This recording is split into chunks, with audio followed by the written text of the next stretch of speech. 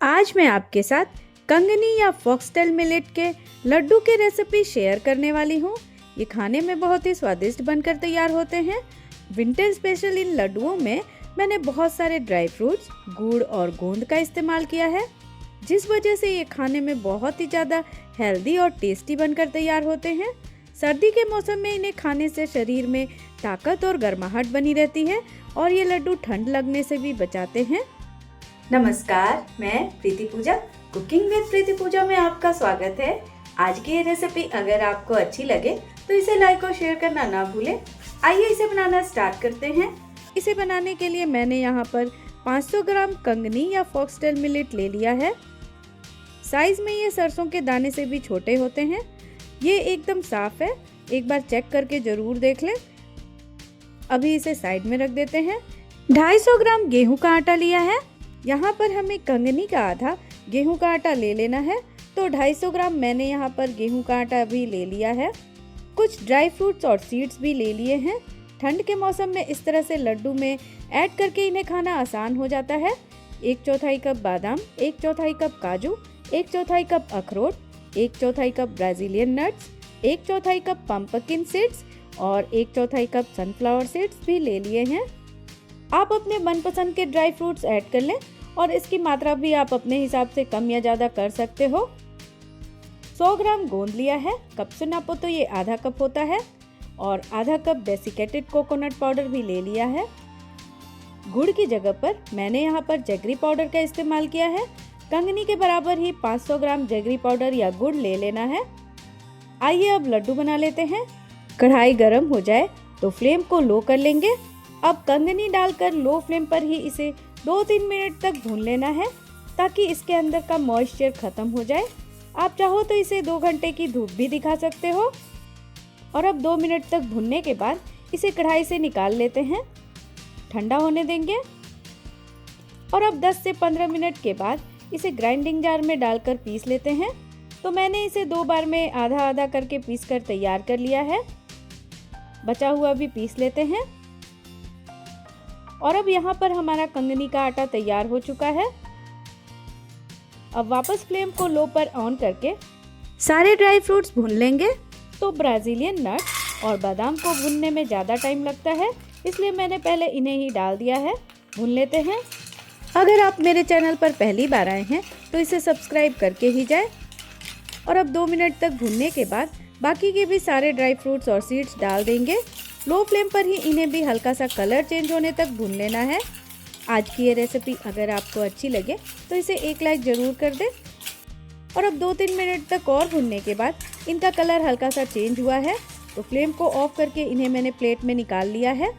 इस तरह से इन्हें भूनकर ऐड करने से इनके अंदर का मॉइस्चर ख़त्म हो जाएगा और लड्डू की शेल्फ लाइफ बढ़ जाएगी। ठंडा होने देंगे।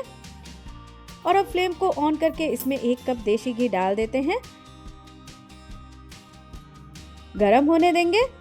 और अब घी हल्का सा गरम हो चुका है, बहुत ज़्यादा गरम नहीं करना। गोंद तल लेते हैं। तो थोड़ा थोड़ा गोंद डालकर इस तरह से इसे लगातार चलाते हुए लो फ्लेम पर ही तल लेना है। अच्छी तरह से तलने के बाद ये अपने साइज से 3 गुना बड़े हो जाते हैं। इन्हें कभी भी हाई फ्लेम पर ना तलें, वरना ये अंदर से कच्चे और कड़े ही रह जाएंगे। और अभी अच्छी तरह से तल चुके हैं, इन्हें प्लेट में निकाल लेते हैं। अगर आप इस रेसिपी को फेसबुक या इंस्टाग्राम पर देख रहे हो तो मेरे पेज कुकिंग विद प्रीति पूजा को फॉलो भी जरूर कर लें। इसी तरह से मैंने सारे गोंद तलकर तैयार कर लिए हैं। इन्हें ठंडा होने देंगे। और अब ड्राई फ्रूट्स भी ठंडे हो गए हैं। इन्हें भी मैंने 2 बैचेज में पीस कर तैयार कर लिया है। आप इस रेसिपी को कहाँ से यानी कि कौन सी जगह से देख रहे हो, मुझे कमेंट बॉक्स में ज़रूर बताएं। मुझे ये जानकर खुशी होती है कि आप मेरे साथ कहाँ से कनेक्ट हुए हैं। तो यहाँ पर हमारे ड्राई फ्रूट्स भी तैयार हैं और अब गोंद भी ठंडे हो चुके हैं। अच्छी तरह से तलने के बाद इन्हें इस तरह से हाथ में दबाओ तो बारीक हो जाते हैं। इन्हें बारीक तैयार कर लेंगे। तो इन्हें कटोरी से इस तरह से बारीक किया जा सकता है। मैंने इन्हें ग्राइंडिंग जार में डालकर बारीक तैयार कर लिया है। अब फ्लेम को वापस लो पर ऑन कर लेंगे। इसमें कंगनी का आटा डाल देते हैं। लो फ्लेम पर ही लगातार चलाते हुए अच्छी तरह से भून लेना है। कंगनी या फॉक्सटेल मिलेट स्वास्थ्य के लिए बहुत ही लाभप्रद है। कंगनी में magnesium, fibre, iron, phosphorus, carotene, protein, carbohydrate, calcium, vitamin इत्यादि भरपूर मात्रा में पाए जाते हैं। ये गर्भवती महिलाओं और बच्चों के लिए बहुत ही फायदेमंद होता है।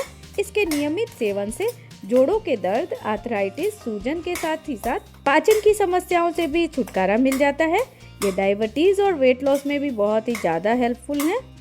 और अब 15 मिनट तक भुनने के बाद इसका कलर तो चेंज हो ही चुका है, इसके भुनने की स्मेल भी आने लग गई है। ये अच्छी तरह से भून चुके हैं। इसे कढ़ाई से निकाल लेते हैं। अब वापस उसी कढ़ाई में मैंने आधा कप और देसी घी डाल दिया है। घी को मेल्ट होने देंगे और अब जैसे ही घी हल्का सा गर्म हुआ है, गेहूं का आटा डाल देंगे, भून लेंगे। लो फ्लेम पर ही इसे हमें अच्छी तरह से भून लेना है। कंगनी के लड्डू में गेहूं का आटा ऐड करने से लड्डू को एक अच्छी सी बाइंडिंग मिल जाती है, साथ ही साथ लड्डुओं का टेस्ट भी बढ़ जाता है। और अब 10 से 12 मिनट तक भुनने के बाद आटे का कलर भी चेंज हो चुका है और इसके भुनने की खुशबू भी आने लग गई है। तो इस स्टेज पर फ्लेम को ऑफ करके इसमें डेसिकेटेड कोकोनट पाउडर डाल देते हैं। कढ़ाई अभी गर्म है तो साथ में ही ये भी भुन जाएगा। इसे भी कंगनी के आटे के साथ ही डाल देंगे। ड्राई फ्रूट्स का पाउडर और पिसा हुआ गोंद भी डाल देते हैं। ठंड बहुत ही ज़्यादा है तो गोंद जम गया है।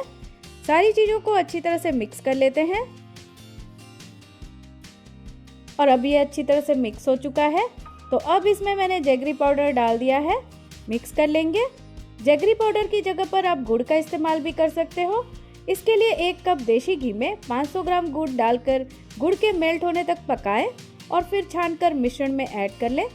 तो यहाँ पर आप देख सकते हो लड्डू नहीं बन पा रहा है, तो अब इसमें हम गरम घी ऐड करेंगे। तो ज़रूरत के अनुसार घी को गरम करके मिक्स कर लें और फटाफट मिश्रण के ठंडा होने से पहले अपने मनपसंद के साइज़ के लड्डू बना लें। मुंह में घुल जाने वाले बहुत ही स्वादिष्ट और स्वास्थ्यवर्धक ये लड्डू बनकर तैयार हुए हैं। इन्हें रोज़ सुबह 1 लड्डू खाकर आप गर्मा गर्म 1 गिलास दूध पी लें। इस कड़ाके की ठंड में आपको नाश्ता बनाने से तो छुटकारा मिल ही जाएगा, ठंड लगने से भी आप बच सकते हो। और अब मैंने हमारे सारे लड्डू बनाकर तैयार कर लिए हैं। खाने में बहुत ही स्वादिष्ट ये लड्डू बनकर तैयार हुए हैं। इन्हें मैं आपको एक तोड़कर भी दिखा देती हूँ। आप भी इस तरह से इन सर्दियों में एक बार कंगनी के लड्डू बनाकर जरूर ट्राई करें, आपको ये बहुत पसंद आएंगे।